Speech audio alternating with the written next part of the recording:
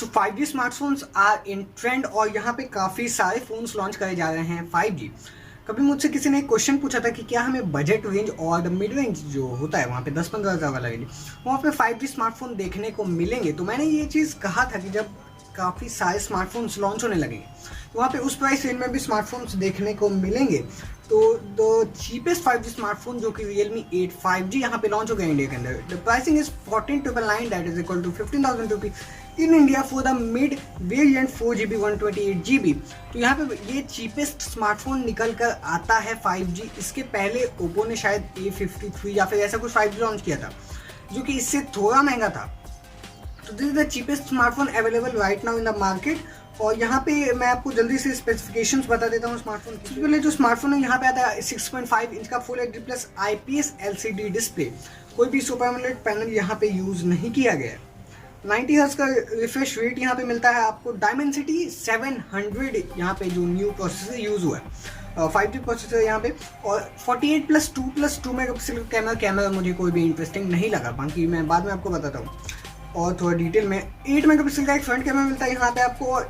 8GB 128GB और 256GB का यहाँ पे ऑप्शंस आपको मिल रहे हैं, ठीक है। और यहाँ पे 5000 mAh की बैटरी मिलती है आपको। 18 वाट का फास्ट चार्जिंग मिलता है, तो दैट इज ऑल्सो गुड।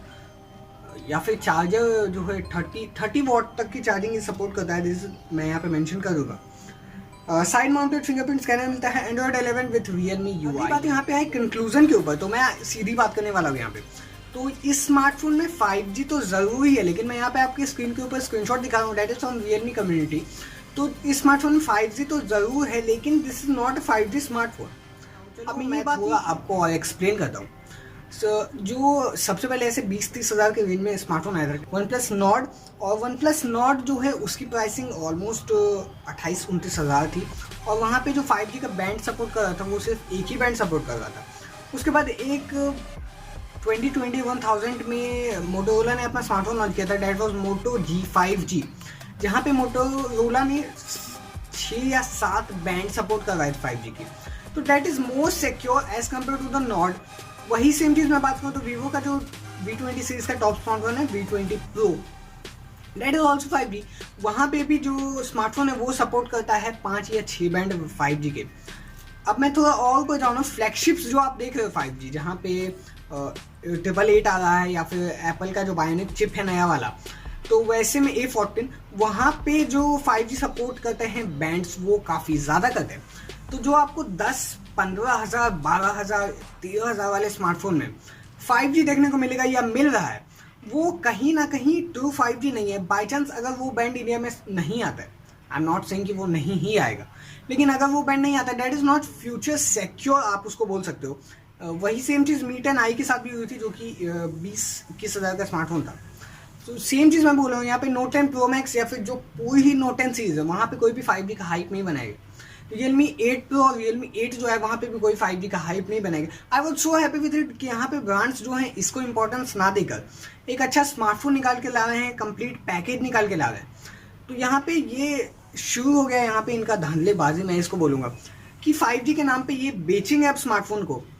तो ये चीज़ कहीं ना कहीं सही नहीं है। 2 बैंड सपोर्ट करता है Realme 8 5G। और अगर मैं बात करूँ इसकी प्राइसिंग की तो वो आती है 14,999। तो यहाँ पे आता है MediaTek 700 डायमेंसिटी 700, ठीक है। और अगर मैं 1000 और पे कर दूँ तो मुझे मिल जाएगा Narzo 30 Pro with Dimensity 800U। That is far better processor than this. और वहाँ पे जो बैंड्स सपोर्टेड हैं वो भी ज़्यादा हैं। तो ये चीज़ मुझे समझ में नहीं आ रही कि आप वहाँ पे बस क्या है ना कि स्टोरेज ऑप्शंस कम है। जैसे वहाँ पे रैम ज़्यादा है तो स्टोरेज कम मिलती है, यहाँ पे स्टोरेज ज़्यादा है तो रैम कम मिलती है। बाकी और कुछ वहाँ पे नहीं है। वहाँ पे जो processor that is far better और काफ़ी अच्छा है। और जो Narzo 30 Pro है उसका डिज़ाइन भी मुझे थोड़ा ठीक लगता है, क्योंकि अभी जो ये स्मार्टफोन बना रहे हैं सारे के ही डिज़ाइन सिमिलर है। और जो Realme के स्मार्टफोन चीप होते हैं इसका सबसे बड़ा रीज़न यही है, इनके जो डिज़ाइन होते हैं उस पर ये काफ़ी कम एक्सपेंसेस करते हैं। तो जब आप एक ही स्मार्टफोन को बार बार बनाओगे, एक ही डिज़ाइन को बार बार यूज़ करोगे ना, तो वहाँ पे आपको डिज़ाइन तो करना नहीं पड़ेगा। R&D पे कुछ भी खर्चा नहीं हो रहा है इनका। No any cost at R&D। वहाँ पे जो स्मार्टफोन का पैसा है वो काफ़ी ज़्यादा बच जाता है। अब मैंने कह रहा हूँ कि ये ठीक नहीं है, लेकिन एक 20,000 का स्मार्टफोन भी वैसा ही लग रहा है आपका, 15,000 का स्मार्टफोन भी वैसा ही लग रहा है आपका।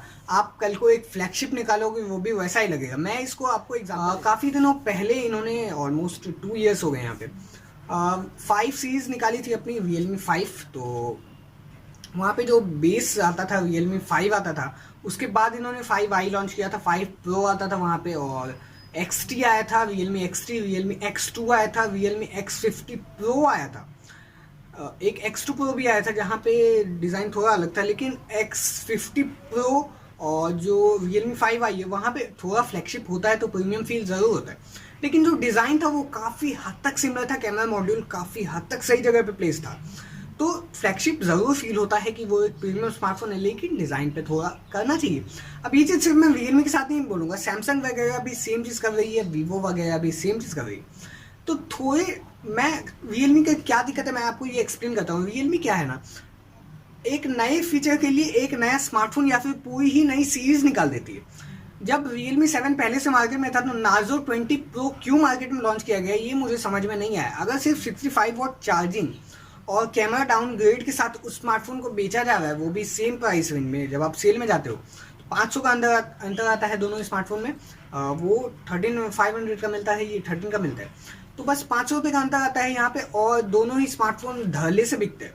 तो मुझे समझ नहीं आता कि एक नए फीचर के लिए एक नया स्मार्टफोन निकालना या फिर एक पूरी ही नई सीरीज निकालना कहाँ तक सेंस बनाता है। बाकी अगर 8 5G की बात करें यहाँ पे तो कैमरा वगैरह वैसा कुछ खास नहीं है, 2 मेगापिक्सल के कैमरा मिलते हैं, एक नॉर्मल 48 मेगापिक्सल का सेंसर मिलता है जो कि आपको डिसेंट क्वालिटी इमेज कैप्चर करके दे देगा। पीछे प्लास्टिक की बैग है, कुछ खास यहाँ पे डिज़ाइन के अंदर नहीं मिलता है। और 15,000 में अगर आप पूछो ये स्मार्टफोन वो होता है तो आई सजेस्ट यू कि 1,000 रुपये ज़्यादा दो और Narzo 30 and go for the Narzo 30 Pro, क्योंकि वहाँ पे कैमरा भी बेटर मिल रहा है आपको, स्पेसिफिकेशंस भी बेटर मिल रहे हैं, प्रोसेसर भी बेटर मिल रहा है। तो you can go for the Narzo 30 Pro। बाकी आपके ऊपर है कि आप कौन सा स्मार्टफोन चूज करते हो। That was my opinion. तब तक के लिए यही था आज वीडियो में। आई होप आपको वीडियो पसंद आएगा, पसंद आया तो लाइक कर देना, चैनल पर सब्सक्राइब कर देना। तब तक दे देते हैं कॉन्वर्सेशन विद जय हिंद, वंदे मातरम, भारत माता की जय।